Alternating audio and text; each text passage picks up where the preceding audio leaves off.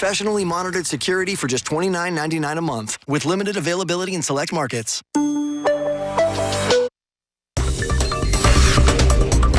Hillary by a landslide. A Washington Post ABC News poll finding she'd squash any obvious potential opponent in a hypothetical primary matchup. Look at those numbers are 73% of Democrats favor Clinton, 12% are for Biden, 8% for Elizabeth Warren. What the gap there. For Republicans, no clear frontrunner at all in the poll. Paul Ryan topping the field with 20%. Then you've got Jeb Bush and Chris Christie on his heels with 18 and then 13%. Joining me now is political analyst Zerlina Maxwell, a contributor to thegrio.com. We got Pete Seat, communications director for the Indiana Republican Party. Thank you both for being here. Zerlina, we'll start with you. Is the gap really that wide? 6-1. No, I definitely think it is that wide, but I think that, one of the things that's different than 2008, she had a big lead then. It's much bigger now. But there really wasn't there's no substantial opposition to her like there was in 2008, where you had the anti-war folks really rallied behind the now President Obama. I do think that there is a danger in sort of, tapping her as the nominee this early on, but she will have an opportunity to really fundraise off of her now very solid frontrunner status. Or her supporting groups, right? Exactly. She's not doing it. Not her. Right. Ready Pete, for Hillary. Let's go to Pete. On the Republican side, you saw the numbers there. Now, the competition is really within the margin of error, which I believe is 2 or 3 points plus or minus. No clear front runner. How do you see it from where you're at? Is that a problem or really an opportunity here? Definitely, definitely an opportunity, Richard. This far out, you're not going to have a front runner, and you shouldn't have a front runner. It's a time for Republicans to kind of test out the field, figure out who they think is the best person to go up against Hillary or whomever it is. But also, it's important that we're really focused on the 2014 elections. We need to be focused on the House races. We need to be focused on retaking the Senate so that when we do elect a Republican president come 2016, we can put in place policies that will get this country back on track. Do you start behind, though, because you don't have a clear candidate or potential nominee that you can start to rally around?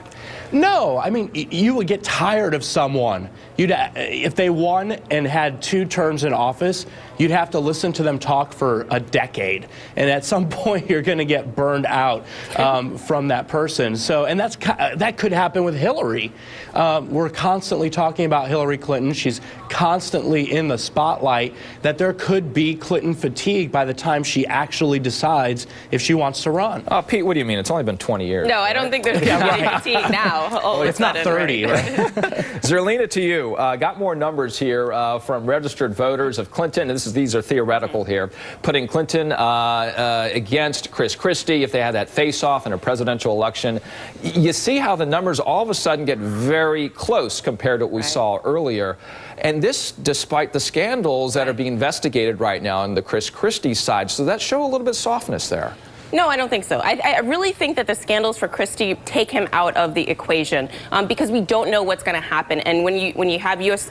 attorneys issuing 20 subpoenas, that is really a problem for Christie, and he should really focus on keeping his job as governor. I think one of the things that we need to focus on with Hillary, though, is also the gender gap. So, yes, I think that, it does tighten when you're going up against Christie because he gets more independence than other Republicans. But the gender gap is going to be huge, and until Republicans put forth policies that attract women, and women of color in particular, because that's really what makes up the gender gap, Republicans are going to have a very tough time no matter who their nominee is. And a lot can change in time. And absolutely. The two of you have not said that yet, and I'm surprised, but you will. Pete, a lot can change in time, and let's just say Vice President Biden does something, and Hillary Clinton decides not to enter into the fray. In fact, that's what he said on the Today Show yesterday. He said in his heart he's confident he could make a good president, though he did not commit to running either at this moment. So, a lot could change. If Clinton should decide not to run, how would Biden change the Republican strategy here?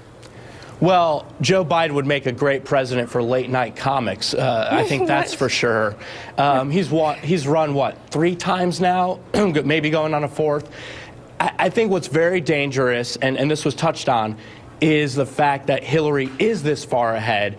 Everyone is putting all their eggs in the Hillary Clinton basket and really trying to remake the image of the Democratic Party as Hillary Clinton. I saw that happen here in Indiana with Evan Bayh. That's what all Indiana Democrats did. It was all about Evan Bayh. Once he stepped away from the stage, the party collapsed. And if she decides not to run, that could very well happen for them in 2016. Go ahead, Zerlina. Yeah, no, I don't think so. I mean, comparing Hillary Clinton to Evan Bayh, that's like night and day. But also, I think, the base for the party for her is, you have women, you have people of color. That coalition will get behind her, and they would get behind a Joe Biden. So I don't think if Hillary decides, for whatever reason, not to run, the Democratic Party would face some sort of implosion. That's just not. Might it be Benghazi or something else that's out there that might take her camp to the decision to say we're not going to run? Oh, absolutely. We're very far out here. So you don't know what's going to happen. Certainly we saw with Chris Christie's scandals take him out, and that wasn't predicted, a month ago. So I think that anything can happen, but the coalition that backed Barack Obama will likely back Hillary Clinton, and that's what Republicans should be worried about. Zerlina Maxwell, thank you so much. Pete Seat, who loves late-night TV, evidently. Thanks for stopping by to both of you. Checking the news feed again this morning, the 19-year-old who opened